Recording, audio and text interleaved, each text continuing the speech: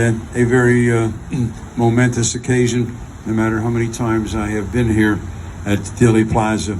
And I want to, by the way, extend my happy birthday to Bob Groden, an old friend, and congratulations to him and his wife on the marriage. It's wonderful to come here to see old friends, sitting with Beverly Oliver and so many other people that have been involved in this situation, dealing with this matter for all of these years. Folks, as you stand here, many of you, I'm sure, multiple times previously, others of you for the first time, just think of this historic site. Think of where you stand, what you envision, this Dealey Plaza, this pergola structure, the streets, the Texas School Book Depository building, and know that you have been a part of American history. Think, contemplate, and give yourself credit for being here to engage in a retrospective, thoughtful process of trying to understand what happened at the site. One of the most momentous, tragic, and socio-politically significant events in the history of this great nation. I have had the opportunity, professionally, to become involved in this case. I've testified 3 times under oath before a federal judge in January 1969 when I was consulted by District Attorney Jim Garrison in the Clayshaw case, before the Church Committee 1975 in Washington, D.C., and before the United States Congressional Committee, the House Select Committee on Assassinations in 1978. 21 Democrat, Republican congressmen sitting there. I'll never forget my testimony. 8 of my distinguished, experienced, highly competent forensic pathology colleagues, although they were extremely critical of the autopsy report, came to the incredible conclusion that nevertheless, somehow the Warren Commission got it right. They did not get it right, folks. I expressed my thoughts in my minority opinion to the House Committee at that time.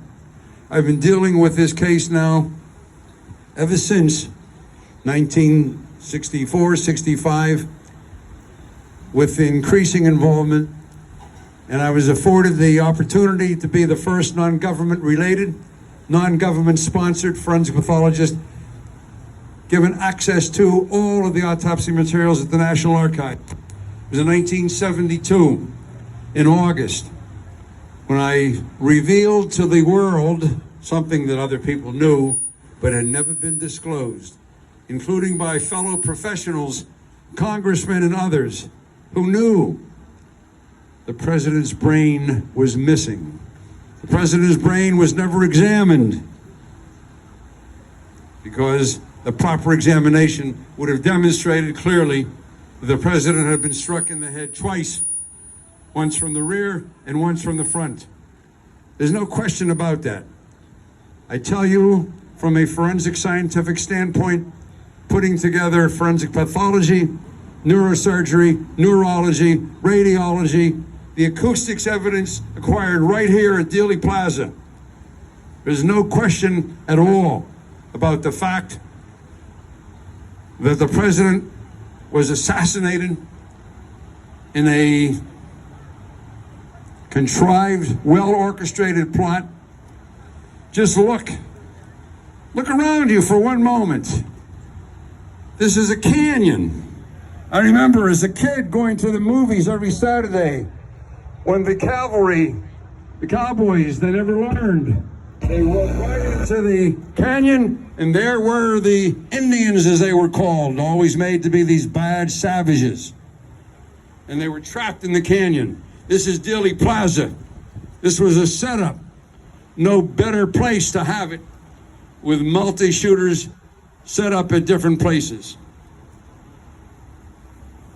I want all of you to take away from this occasion your recollections, your memories of what you hear, of what you see, and I want you to pass it on to young people who only know from their history books that JFK was killed November 22nd, 1963 by Lee Harvey Oswald, a sole assassin.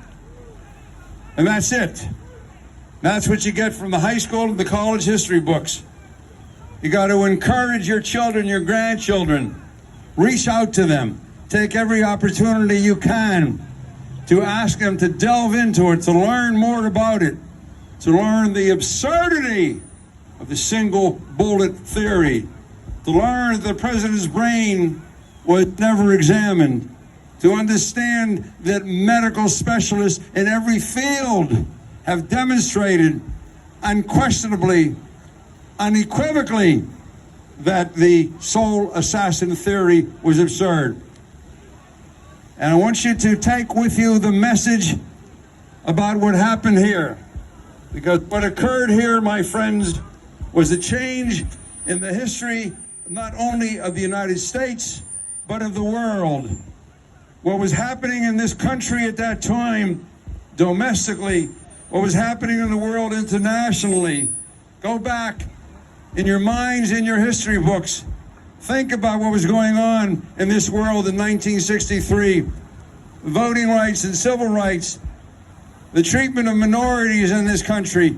Think of what JFK was involved in. Think about what was going on internationally. Bay of Pigs debacle with Cuba, the Cold War with Russia, the emerging strength and power of China. Think about what would have been, what might have been, what I'm certain would have been. People then were frightened to death by what JFK represented and by the thought of 5 more years of him, very likely to be followed by 8 years of Robert Kennedy. I was officially consulted in that death of Senator Kennedy by my colleague, Dr. Noguchi, in Los Angeles, as I was involved officially in the tragedy at Chappaquiddick involving Senator Ted Kennedy. And also with Reverend Martin Luther King. Think about the assassinations of JFK and RFK and MLK. Think about where America was, what America had to do, what was emerging in the world. Think about what might have been. What would have been the differences in this country, in the world, if those 3 men had not been assassinated? If we had had 13 more years of presidency by Kennedy, if we continue to have Dr. Martin Luther King speaking out about the injustices going on in this country. Think about that. And know that the people on the other side recognized and realized that there was no way that they could defeat the Kennedys at the polls. And despite J. Edgar Hoover, there was no way to destroy Dr. King. There was only one way to do that. And that was through the physical elimination, the assassination. What occurred here, where you stand, what you see, 56 years ago, my friends, what you see and hear, and what you will never, never should let out of your mind is that you observed, you were at the historic site where there was the overthrow of the government in America. You were at the site where there was coup d'etat in America. That's what it was all about, and that's why we must never, never let this go unrecognized, unappreciated. We must continue to fight for a reopening and a reinvestigation of the assassination of President John F. Kennedy. Thank you very much.